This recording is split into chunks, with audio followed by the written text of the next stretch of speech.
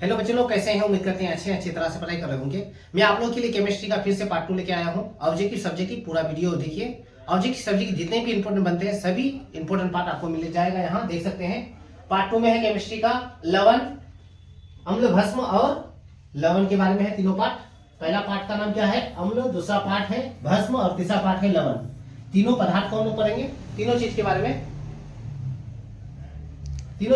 में जानकारी हासिल करेंगे, तीनों चीज का हम लोग अध्ययन करेंगे। यहाँ देख सकते हैं कि अम्ल क्या है, एसिड इंग्लिश में कहा जाता है इसको।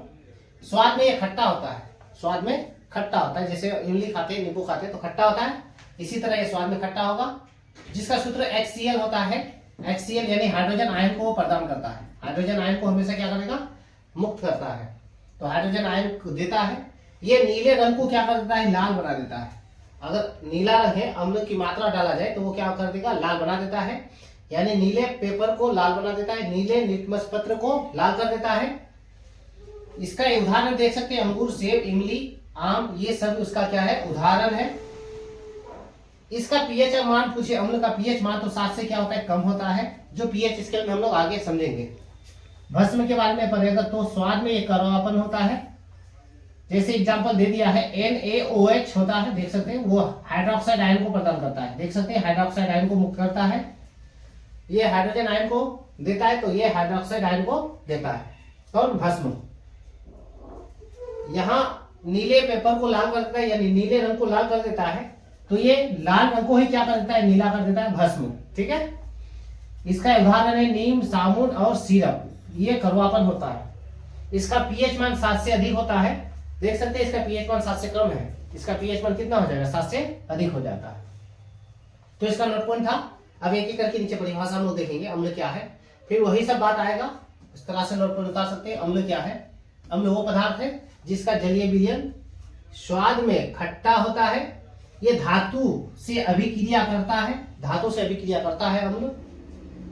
एग्जाम्पल ले, अगर धातु एग्जाम्पल जैसे Zn को अम्ल के साथ अभिक्रिया करे HCl के साथ, HCl अम्ल हुआ, ये धातु हुआ, धातु को अम्ल के साथ अभिक्रिया करने पर देख सकते हैं Zn होगा, यहाँ से Cl उठ जाएगा, जिंक क्लोराइड बन जाता है और हाइड्रोजन गैस मुक्त करता है। ठीक है, हाइड्रोजन गैस को क्या करता है? मुक्त कर देता है। हाइड्रोजन आयन गैस को क्या कर देता है? मुक्त कर देता है। देख सकते हैं वहां बता दिए। ये नीले रंग को क्या बना देता है? लाल बना देता है। कलर के हिसाब से भी चेंज कर दिए, याद करने में सुविधा होगा।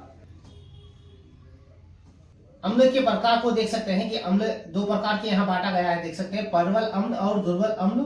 प्रबल अम्ल में अम्ल की मात्रा अधिक रहेगा, जो अधिक खट्टापन होगा, और दुर्बल अम्ल में अम्ल की मात्रा कम रहेगा।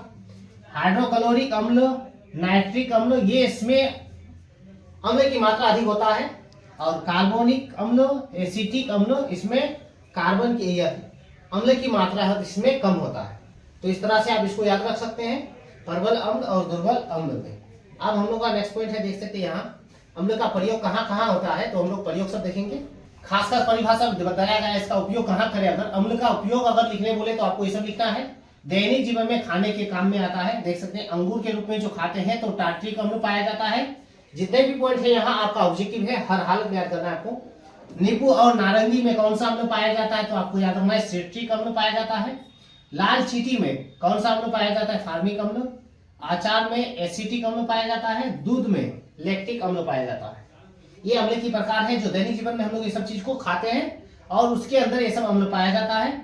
सेब में मैलिक अम्ल पाया जाता है। बैटरी के निर्माण में H2SO4 sulphur dioxide hydrogen sulphate पाया जाता है। ये इसका बैटरी के निर्माण में बैटरी में डाला जाता है। ये सब अम्ल के प्रकार है जो दैनिक जीवन में हम लोग इस्तेमाल करते हैं, उपयोग करते हैं इसका। नेक्स्ट पॉइंट पढ़ेंगे हम लोग। देख सकते हैं विस्फोटक के निर्माण में HNO3 यूज किया जाता है और भोजन पाचन में HCl हाइड्रोजन क्लोराइड का उपयोग किया जाता है। एसिड शब्द की उत्पत्ति लैटिन शब्द से हुई है, एसिड से हुई है, जिसका अर्थ होता है खट्टा। अम्ल का मतलब ही खट्टा होता है। उदाहरण के लिए एक एग्जाम्पल अभिक्रिया बता दिए हैं, जो इससे पहले हम उदाहरण अभी आपको बताएं कि हम लोग अम्ल को धातुओं से अभिक्रिया कर सकते हैं, जो जिंक क्लोराइड और हाइड्रोजन गैस को मुक्त कर देता है। अम्ल का कुछ सूत्र है जो आपको याद कर लेना चाहिए। अम्ल का उदाहरण दिया हुआ देख सकते हैं, HCl, HNO3, H2SO4 sulphuric acid, H2CO3, इस तरह से आपको याद कर लेना चाहिए कम से कम 4-5। तो ये अम्ल के बारे में था, याद रख सकते हैं। भास्मिक अम्ल को हम लोग याद करते हैं। भास्मिक अम्ल क्या है? भास्मिक अम्ल दूसरा पॉइंट में है, देख सकते हैं। भस्म वह पदार्थ है जिसके जलीय विलयन स्वाद में कड़वापन होगा। एग्जाम्पल इसका बता दिया कि नहीं, सिरप भी होता है। अम्ल को उदासीन कर लवण बनाता है। अम्ल क्या करता है? अम्ल को उदासीन करके ये क्या बना देता है? लवण बना देता है। यानी एग्जाम्पल, अम्ल और भस्म को एक साथ अभिक्रिया कराया जाए तो क्या बन जाता है? लवण बन जाता है और जल बन जाता है। अम्ल और भस्म को एक साथ अभिक्रिया कराने पर क्या बन जाता है? लवण बन जाता है। यह लाल लिटमस पत्र को नीला बना देता है। वो नीला को लाल बनाया था और ये लाल को नीला बना देता है। देख सकते हैं यहाँ जल में घुलने से हाइड्रोक्साइड आयन देता है, देख सकते हैं। जबकि अम्ल क्या करता है? हाइड्रोजन आयन देता है। इसका उदाहरण एग्जाम्पल देख सकते हैं, CaOH2 यानी कैल्शियम हाइड्रोक्साइड, सोडियम हाइड्रोक्साइड और भी ETC हम लोग ले सकते हैं एग्जाम्पल, और भी बहुत सारा होते हैं। जब भी आपको OH दिखाई दे समझ लीजिएगा कि ये भस्म होता है, स्वाद में कड़वापन। तो ये दोनों पॉइंट था उसका हो चुका। अब इसका हम लोग भस्म का प्रयोग करेंगे, जिस तरह से अम्ल का प्रयोग करें।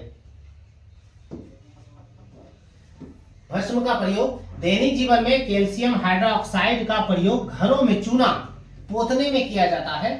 जैसे प्लास्टर बनाने में किया जाता है, यानी टूटी हुई हड्डियों को जोड़ने में किया जाता है। घर को यानी पुट्टी करने में इसका प्रयोग किया जाता है। कली चूना पाउडर बनाने में किया जाता है। तो ये दोनों पॉइंट है इसका, जिसका भस्म का प्रयोग करते हैं। क्वेश्चन नंबर 4 में पढ़ेंगे, उदासीनीकरण अभिक्रिया क्या है? तो अम्ल तथा भस्म अभिक्रिया करके लवण और जल बना देती है। लवण और जल बना देती है। अभी बताया आपको कि अम्ल को जब भस्म से के साथ अभिक्रिया कराई जाती है, एक दूसरे को जब मिलाया जाता है, तो लवण यानी नमक और क्या बना देती है? जल बना देती है। तो इस अभिक्रिया को उदासीनीकरण अभिक्रिया कहते हैं। ये जल में विलय भस्म को क्या कहते हैं? क्षार कहा जाता है। एग्जाम्पल देख सकते हैं कि सोडियम हाइड्रोक्साइड को हाइड्रोजन क्लोरीन के साथ अभिक्रिया कराया गया है। यहाँ हम लोग एग्जाम्पल ले NaOH प्लस हाइड्रोजन क्लोराइड को ले अगर, तो कैसे अभिक्रिया होती है आप इस पॉइंट को समझ लीजिए। जैसे शुरू में हमेशा धातु प्लस होता है, ये माइनस होता है, ये प्लस और ये माइनस होता है, और ये इसी तरह प्लस और ये माइनस होता है। तो सोडियम क्लोरीन के साथ अभिक्रिया होगा, NaCl लिखा जाएगा। उसके बाद हाइड्रोजन को अभिक्रिया कराए तो अगर H2 बन जाएगा, O बन जाएगा, यानी ये जल बन जाएगा। देख सकते हैं जल, और ये क्या बन चुका? लवण यानी नमक बन चुका। तो परिभाषा में यही बताया गया है कि जब अम्ल को भस्म के साथ अभिक्रिया करेंगे तो लवण और जल बनाएगा। देख सकते हैं कि लवण और जल बना देती है। तो ऐसी अभिक्रिया को उदासीकरण अभिक्रिया कहते हैं। नेक्स्ट क्वेश्चन पढ़ेंगे।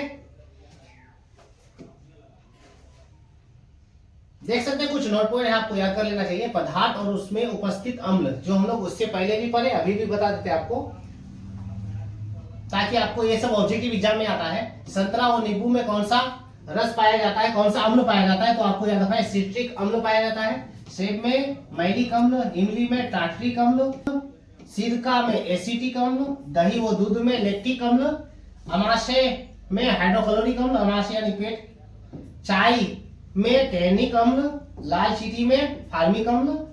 तो इस तरह अम्ल है, सब याद कर लीजिएगा। विटामिन ए की कमी से रतौंदही होता है, विटामिन बी की कमी से बेरी और विटामिन सी की कमी से एस्कार्बिक। ये तीनों को याद कर लीजिएगा, जो एग्जाम में हर हालत में आता है ऑब्जेक्टिव। नेक्स्ट क्वेश्चन हम लोग पढ़ेंगे, पीएच स्केल का मान पढ़ेंगे। पीएच स्केल आखिर है क्या? पीएच स्केल क्या होता है? पीएच का फुल फॉर्म है पावर ऑफ हाइड्रोजन, यानी किस पदार्थ में हाइड्रोजन की मात्रा कितनी है, अम्ल की मात्रा कितनी है, क्षार की मात्रा कितनी है, उससे नापा जाता है। देख सकते हैं ये पीएच स्केल है। पीएच स्केल को बनाना है इस तरह से, आपको इस तरह से बना लेना है स्केल की सहायता से। 0 से लेकर के 14 तक अंकित रहता है। यहाँ बीच में जो होता है 7, ये उदासीन कहा जाता है। उदासीन इसको बोलेंगे हम लोग उदासीन कहते हैं। 7 से कम जितने भी चीज होगा वो अम्लीय पदार्थ कहलाएगा, और यहाँ से उसकी क्वालिटी कम होती है। हमेशा याद रखिएगा, यहाँ से क्वालिटी कम होती है, अम्ल की मात्रा यहाँ ज्यादा होगा, इससे कम होता है। और यहां से 7 से आगे क्या कहलाएगा? क्षारीय कहलाएगा, भस्म कहलाएगा। उसकी क्वालिटी यहां से घटने लगता है, ठीक है। तो 7 से अधिक क्षारीय कहलाता है, 7 से कम अम्लीय कहलाता है। बीच में अगर 7 की मात्रा रहे तो उदासीन कहलाता है पीएच स्केल में हाइड्रोजन की मात्रा। नेक्स्ट पॉइंट पढ़ेंगे हम लोग, उसके बारे में थोड़ा पीएच स्केल के बारे में थोड़ा यहां से हासिल करेंगे जानकारी। उत्तर में है पीएच स्केल हाइड्रोजन आयन की सांद्रता को प्राप्त करने के लिए एक स्केल का आविष्कार हुआ जिसे पीएच स्केल कहते हैं। का आविष्कार सोरेनसन ने 1909 ईस्वी में किया था। तो पीएच स्केल क्या है, तो हाइड्रोजन की मात्रा को मापने के लिए किया जाता है। अगर कोई पदार्थ एग्जाम्पल है, अगर इस बर्तन में हाइड्रोजन की मात्रा डाला हुआ है और वो पीएच स्केल से हम लोग इस तरह से अगर उसके अंदर डालें, पीएच स्केल को इस तरह से डालें, तो वो पीएच स्केल बताएगा कि 7 से कम है तो हाइड्रोजन यानी अम्ल की मात्रा है। 7 से, अगर यहाँ 7 है, 7 से ज्यादा है तो वो क्षारीय की मात्रा है। 7 के बराबर हो जाएगा तो उदासीन है, ना अम्ल है ना क्षार है, वो यानी नमक की मात्रा होता है। तो पीएच स्केल एक आविष्कार किया सोरेनसन नाम का वैज्ञानिक ने, जिसे हाइड्रोजन की सांद्रता को मापने के लिए यूज किया जाता है, इस्तेमाल किया जाता है। पीएच में 7 उदासीन होता है, 7 से कम अम्ल होगा, 7 से ज्यादा होने पर क्या कहलाएगा, क्षार कहलाएगा। उदाहरण के तौर पर शुद्ध जल का पीएच मान 7 होता है, याद रखिएगा, ऑब्जेक्टिव पॉइंट है।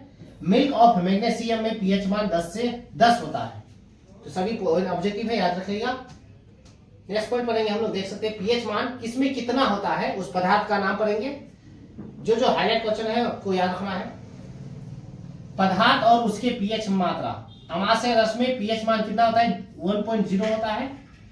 नींबू रस में 2.5, सिरका में 3.0, टमाटर में 4.1, पसीना में 4.5, अम्ल वर्षा में 5.6 होता है।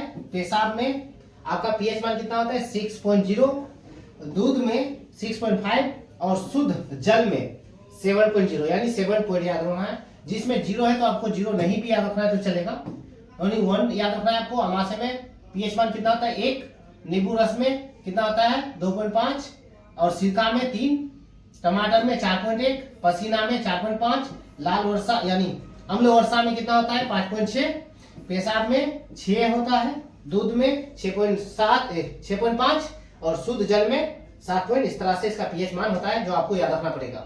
और भी कुछ है, आंसू में 7.3, खून में 7.4, दांत में 5.5, मिट्टी में 7, पित्त में 7.5 से लेकर के 8.8 तक होता है, कोई खास नहीं पित्त वाला। चूना जल में 11.0। तो ये सभी पीएच का मान था। किसमें कितना मात्रा अम्ल पाया जाता है आपको वो भी बता दिए, और किस में कौन सा अम्ल पाया जाता है किस पदार्थ में वो भी बता दिए, जो हर हालत में आपका इंपॉर्टेंट है तो है, याद करना है आपको हर हालत में। नेक्स्ट पॉइंट पढ़ेंगे अब हम लोग नीचे, लवण के बारे में समझेंगे। अम्ल और भस्म दोनों को समझा दिए, दोनों ही एग्जाम में हर हालत में कुछ भी आएगा। एक चैप्टर से कुछ नहीं आएगा, और चैप्टर आपको याद रखना ही पड़ेगा। इस 6 नंबर में लवण पढ़ेंगे हम लोग। अम्ल तथा भस्म की अभिक्रिया से लवण बनता है, ये बात अभी हम लोग पढ़ लिए। तो अम्ल को लिए यहाँ देख सकते हैं हाइड्रोजन क्लोराइड अम्ल होता है और भस्म NaOH होता है। दोनों को जब अभिक्रिया कराने पर देख सकते हैं NaCl और H2O बनता है, यानी जल बनता है। ये अभिक्रिया ही क्या कहलाएगा, लवण कहलाएगा। लवण का गुण हम लोग पढ़ेंगे। ये स्वाद में क्या होता है, नमकीन होता है। ये जल में घुलनशील होता है, घुल जाता है, और ये उदासीन होता है, यानी इसका पीएच मान 7 होता है। अब इसका हम लोग उपयोग कहाँ कहाँ होता है, देख सकते हैं। लवण का उपयोग खाना बनाने में, बेकिंग पाउडर के निर्माण में, बेकिंग पाउडर बनाया जाता है पाउडर टीन में डालने के लिए, अचार बनाने में, विद्युत लेपन आदि में, ये सब लवण का उपयोग होता है।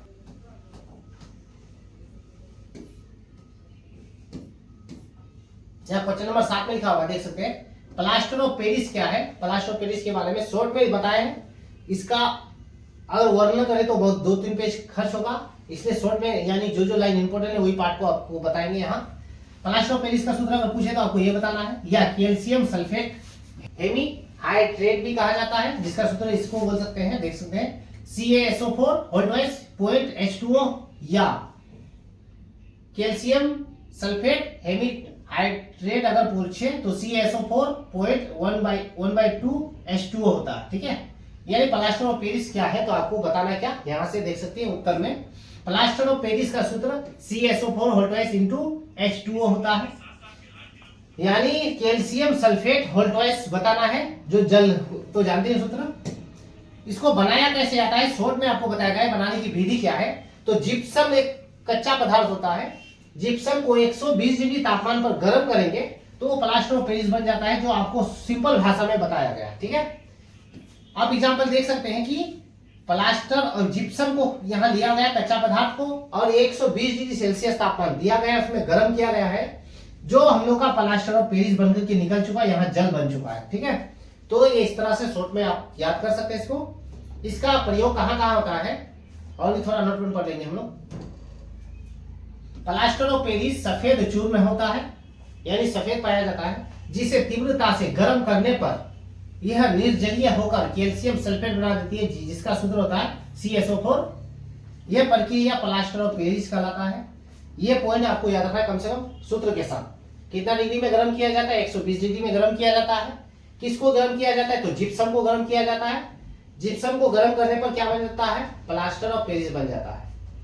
जिप्सम को गर्म करने पर कितना डिग्री गर्म करेंगे? 120 डिग्री तापमान, तब क्या बनेगा? प्लास्टर ऑफ पेरिस बनेगा। और ये कैसा होता है? तो सफेद चूर्ण होता है, बिल्कुल चूना का एग्जांपल ले सकते हैं हम लोग। गर्म करेंगे तो ये निर्जलीय होकर कैल्शियम सल्फेट बन जाएगा, यानी घुल जाएगा, जिसका सूत्र होता है CSO4। इसी प्रक्रिया को प्लास्टर ऑफ पेरिस कहा जाता है, जो शॉर्ट में है, आपको बहुत याद करने में सुविधा होगा। एग्जाम्पल यहाँ देख सकते हैं, ये जिप्सम होता है, गर्म करेंगे 120 डिग्री सेल्सियस में तो निर्जलीय बन जाती है, जो इस तरह से घरों में पट्टी के रूप में इस्तेमाल इसका किया जाता है। ठीक है, देख सकते हैं फिगर के माध्यम से। और टूटी हुई हड्डियों को भी जोड़ा जाता है। टूटी हड्डियों को डॉक्टर क्या करता है? इसको जोड़ने में मदद करता है। अब यहाँ उसका उपयोग कर लेंगे। उपयोग भी ऑब्जेक्टिव में आता है। प्लास्टर ऑफ पेरिस का उपयोग लिखिए तो क्या आप बताना आपको? मूर्ति बनाने में, टूटी हुई हड्डी को जोड़ने में, भवन निर्माण में, घर को बनाने में किया जाता है। अब उसी तरह यहाँ देख सकते हैं क्वेश्चन नंबर 8 में लिखा हुआ है, सोडियम बाइकार्बोनेट का सूत्र NaHCO3 होता है। ये क्या है? या बेकिंग सोडा क्या है? दोनों में से जो भी पूछे आपको बताना है। तो बेकिंग सोडा या खाने का सोडा भी कहा जाता है इसे। इसका रासायनिक सूत्र NaHCO3 होता है। इसका उपयोग अगर पूछे तो पावरोटी अथवा केक बनाने में किया जाता है, जो केक को क्या करता है? फुला के बड़ा कर देता है। नंबर 2, फेस पैक बनाने में किया जाता है। फेस को में लगाने के लिए इसका इस्तेमाल किया जाता है। देख सकते हैं इस बेकिंग पाउडर लिखा हुआ है, बेकिंग सोडा, इस तरह का सोडा होता है जो खाया भी जाता है इसको। ठीक है, अब हम लोग नेक्स्ट क्वेश्चन पढ़ने वाले हैं सोडियम कार्बोनेट या धोने का सोडा, जिसका सूत्र देख सकते हैं Na2CO3 होता है, यानी 10H2O जल। उत्तर दिया हुआ है सोडियम कार्बोनेट या धोने का सोडा का रासायनिक सूत्र Na2CO3 होता है, 10H2O। बनाने की विधि कैसे होता है? तो सोडियम बाइकार्बोनेट को गर्म करेंगे 100 डिग्री सेल्सियस में। याद रखिएगा, सोडियम बाइकार्बोनेट को गर्म करेंगे 100 डिग्री सेल्सियस पर। तब गर्म करने के बाद ये सोडियम कार्बोनेट जल प्राप्त होता है, यानी कार्बन डाइऑक्साइड गैस क्या हो जाता है? मुक्त हो जाता है। एग्जाम्पल देख सकते हैं, सोडियम बाइकार्बोनेट को 100 डिग्री तापमान में गर्म करने पर सोडियम कार्बोनेट बनता है और जल बन जाता है। कार्बन डाइऑक्साइड क्या हो जाता है? निकल जाता है। इसका उपयोग अगर पूछे आपको तो उपयोग बताना है, देख सकते हैं। कपड़े आदि धोने में यह प्रयोगशाला में इस्तेमाल किया जाता है। उसके बाद ये कांच, कागज, साबुन इत्यादि उत्पादन किया जाता है। इस तरह का सामान उत्पादन करने में किया जाता है। देख सकते हैं इसका उदाहरण। ठीक है, ये है इसका सोडियम बाइकार्बोनेट। नेक्स्ट क्वेश्चन है, क्वेश्चन नंबर 10 में है, विरंजक चूर्ण क्या है? जिसका सूत्र होता है CaOCl ब्रैकेट Cl या CaOCl2। ये शॉर्टकट आप याद रख सकते हैं इसको। विरंजक चूर्ण को ब्लीचिंग पाउडर भी कहते हैं। इसका सूत्र होता है रासायनिक सूत्र CaOCl2। बनाने की विधि है, शुष्क बुझा हुआ चूना को अगर ले, सूखा चूना को ले और क्लोरीन गैस इस पर प्रवाहित किया जाएगा, क्लोरीन गैस डाला जाएगा तो विरंजक चूर्ण बन जाएगा या ब्लीचिंग पाउडर प्राप्त हो जाएगा। एग्जाम्पल दिया हुआ है, देख सकते हैं CaOH2O को लिया है, क्लोरीन गैस प्रवाहित किया गया है, संयोग किया गया है, यानी CaOCl2 बन चुका और जल बन चुका है। तो इस तरह से आप बना सकते हैं। बहुत ही आसान परिभाषा है, शॉर्ट में। इसका उपयोग कहाँ कहाँ होता है? तो देख सकते हैं उपयोग हम लोग करेंगे कीटनाशक के रूप में, यानी जहां ज्यादा कीट फैल जाता है तो उसमें डाल दिया जाता है तो उससे भाग जाता है ब्लीचिंग पाउडर से। कागज बनाने, कागज एवं कपड़ों में चीनी सफेदी करने में, तो इस तरह का प्रयोग किया जाता है ब्लीचिंग पाउडर का। अब हम लोग क्वेश्चन नंबर 11 पढ़ेंगे, धातु के ऑक्साइड की अम्ल से अभिक्रिया करने पर क्या प्राप्त होता है? तो आपको याद रखना, अभिक्रिया जितने भी है खास होता है। धातु के ऑक्साइड भस्म होते हैं धातु का जो ऑक्साइड होता है हमेशा क्या होता है, भस्म होते हैं, तथा अम्ल से अभिक्रिया करके लवण और जल बनाता है।